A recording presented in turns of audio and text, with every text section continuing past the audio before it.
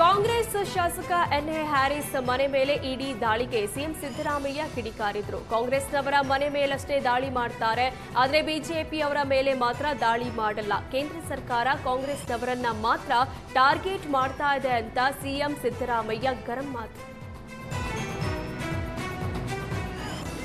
ಶಾಸಕ ಹ್ಯಾರಿಸ್ ಅವರ ಮನೆ ಮೇಲೆ ಇಡಿ ರೈಡ್ ಆಗಿದೆ ಸರ್. ನಲ್ಪಾಡ್ ಅವ್ರ ಮನೆ ಮೇಲೆ ಇಡಿ ರೈಡ್ ಆಗಿದೆ. ಕೇಂದ್ರ ಸರ್ಕಾರದವರು ಯಾವಾಗಲೂ ಕಾಂಗ್ರೆಸ್ನವ್ರನ್ನೇ ಗುರಿ ಇಟ್ಕೊಂಡು ಮಾಡ್ತಾರೆ.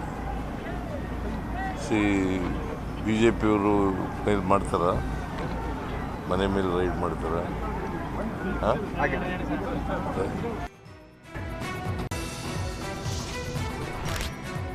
ಅಲ್ಪಸಂಖ್ಯಾತರ ವಿರುದ್ಧ ಹೈಕಮಾಂಡ್ ಕ್ರಮ ಕೈಗೊಂಡ್ರು. ಸಿಎಂ ನಡೆಯೇ ನಿಗೂಢವಾಗಿದೆ. ಈ ವಿಚಾರದಲ್ಲಿ ಸಿಎಂ ಸಿದ್ದರಾಮಯ್ಯ ಮೌನವಾಗಿದ್ದಾರೆ ಎಂಬ ರಾಜಣ್ಣ ಹೇಳಿಕೆಗೆ ಜಮೀರ್ ಟಾಂಗ್ ಕೊಟ್ರು.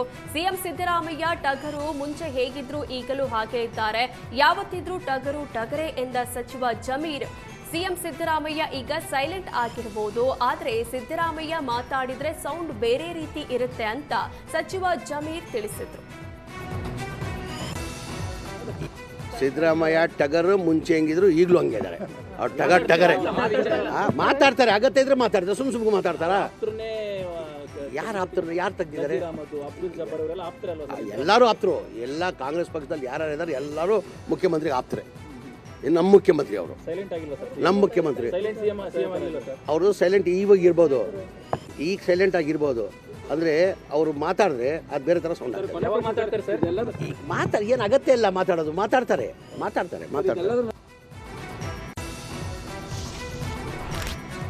ಸಿಎಂ ಸಿದ್ದರಾಮಯ್ಯ ಮೌನಕ್ಕೆ ಮಾಜಿ ಸಚಿವ ರಾಜಣ್ಣ ಹೊಸ ಟ್ವಿಸ್ಟ್ ಕೊಟ್ಟರು. ಸಿಎಂ ಮೇಲೆ ಮಾಟ ಮಂತ್ರದ ಅನುಮಾನವನ್ನ ರಾಜಣ್ಣ ವ್ಯಕ್ತಪಡಿಸಿದ್ರು. ಸಿಎಂ ಸಿದ್ದರಾಮಯ್ಯ ಇಷ್ಟೊಂದು ಅಸಹಾಯಕರಾಗಿದ್ದಾರೆ ಅಂದ್ರೆ ಮಾಟ ಮಂತ್ರ ಮಾಡಿಸಿರಬಹುದಾ ಅಂತ ಯೋಚನೆ ಮಾಡ್ತಿದ್ದೇನೆ.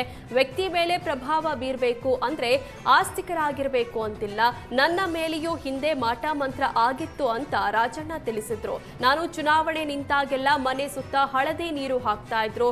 ಕೇರಳದಲ್ಲಿ ಮಾಟ ಮಂತ್ರ ಮಾಡ್ತಾರಂತೆ, ನೋಡೋಣ ಅಂತ ಇದ್ದೇನೆ ಅಂತ ರಾಜಣ್ಣ ತಿಳಿಸಿದ್ರು. ನೋಡಿ, ಅವರ ಅನಿಸಿಕೆ, ಅವರ ಅನುಭವ, ಅದ್ರ ಬಗ್ಗೆ ನಾನು ಹೇಳಕ್ ಹೋಗಲ್ಲ. ನನ್ನ ಅನುಭವದಲ್ಲೂ ನಾನು ಮೊನ್ನೆನೇ ಹೇಳಿದ್ದೀನಿ, ಅಸಹಾಯಕರು ಇದ್ದಾರೆ ಅಂತ ಹೇಳಿದ್ದೇನೆ. ನಾನು ಒಂದೊಂದ್ಸರಿ CM ಇಷ್ಟೊಂದು ಅಸಹಾಯಕರು ಆಗ್ತಾ ಇದ್ದಾರಲ್ಲ ಅಂತಕ್ಕಂಥದ್ದು ನೋಡಿದಾಗ ಯಾರಾದರೂ ಮಾಟ ಮಂತ್ರ ಮಾಡಿಸ್ಬಿಟ್ಟವ್ರೇನೋ ಅವ್ರ ಮೇಲೆ ಸ್ವಲ್ಪ ವಿಚಾರ ಮಾಡ್ತಾ ಇದ್ದೀನಿ.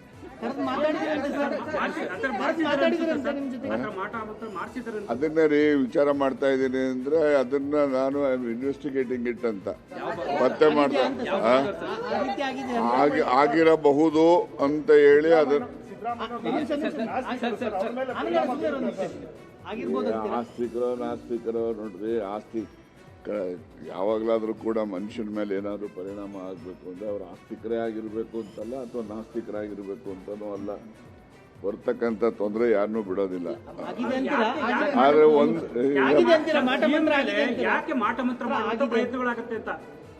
ನಾನು ಮಾಟ ಮಂತ್ರದಲ್ಲಿ ನಂಬಿಕೆ ಇಲ್ಲದೇ ಇರೋನು, ಗೊತ್ತಾಯ್ತಾ? ಆದ್ರೆ ಮಾಡಿರ್ಬೋದೇನೋ ಯಾರಾದರೂ ಅಂತ ಹೇಳಿ ಆಗಿದೆಯೋ ಆಗಿಲ್ವೋ ಅದನ್ನ ಇನ್ವೆಸ್ಟಿಗೇಟ್ ಮಾಡ್ತಾ ಇದ್ದೀನಿ. ನಮ್ಮವ್ರಿಗೆ ಯಾರು ಏನು ಗಟ್ಟಿಯಾಗಿ ನಿಲ್ಲಿ ಅಂತ ಹೇಳಿಸ್ಕೊಳ್ಳೋ ಅಂತ ಅಸಹಾಯಕತೆ ಅವ್ರಿಗೆ ಬಂದಿಲ್ಲ. ಅವ್ರು ಯಾವಾಗಲೂ ಗಟ್ಟಿನೇ. ಆದರೆ ಈ ಕೆಲವು ಬೆಳವಣಿಗೆಗಳು ನಡೀತಾ ಇರ್ತಕ್ಕಂಥ ಹಿನ್ನೆಲೆಯಲ್ಲಿ ಕೆಲಸದ ಒತ್ತಡನೋ ಬೇರೆ ಒತ್ತಡನೋ ಅವರು ಒಂದು ಸ್ವಲ್ಪ ಸೈಲೆಂಟ್ ಇದ್ದಾರೆ ಅಂತ ಯಾರನ್ನ ಹೇಳಿದ್ರೆ ಅದು ಸರಿ ಏನೋ ಅಂತ ನಮಗೂ ಅನಿಸುತ್ತೆ. ಆದರೆ ಏನು ಅಸಹಾಯಕತೆ ಬಗ್ಗೆ ನಾನು ಈಗಾಗಲೇ ಹೇಳ್ದಂಗೆ ಯಾರೋ ಮಾಟ ಮಂತ್ರ ಏನಾದ್ರು ಮಾಡಿ ಕಳಿಸಿದಾರೆ, ಪೂರ್ತಿ ಮಾತಾಡೋಕ್ಕಾರ ಬಿಡಪ್ಪ, ಮಾಟ ಮಂತ್ರ ಏನೋ ಮಾಡಿಸ್ಬಿಟ್ಟಿದಾರೇನೋ ಅನ್ನೋ ಜನ ಮಾತಾಡ್ತಾರಲ್ಲ, ಅದನ್ನು ನಾನು ನಂಬುವಾಗ ಆಗ್ತದೆ. ಯಾರು ಮಾಡಿರಬಹುದು ಅನ್ನೋದನ್ನು ನಾನು ಇನ್ವೆಸ್ಟಿಗೇಟ್ ಮಾಡ್ತಾ ಇದ್ದೀನಿ, ಆಮೇಲೆ ನಿಮಗೆ ತಿಳಿಸ್ತೀನಿ. ನೋಡಿ, ಅವರ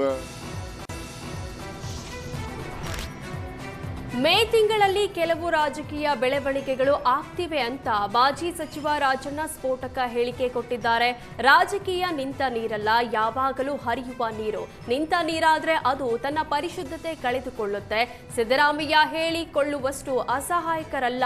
ಮುಂದಿನ ದಿನಗಳಲ್ಲಿ ಎಲ್ಲವೂ ಸರಿ ಹೋಗುತ್ತೆ ಅಂತ ರಾಜಣ್ಣ ಹೇಳಿದರು.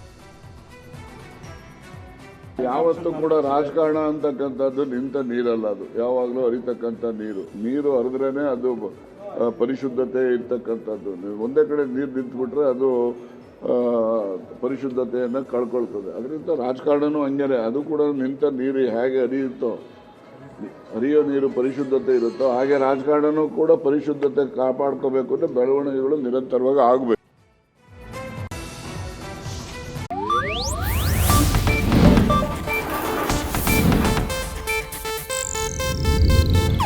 ಇದು ಏಷ್ಯಾನೆಟ್ ನ್ಯೂಸ್ ನೆಟ್ವರ್ಕ್ ಪ್ರಸ್ತುತಿ.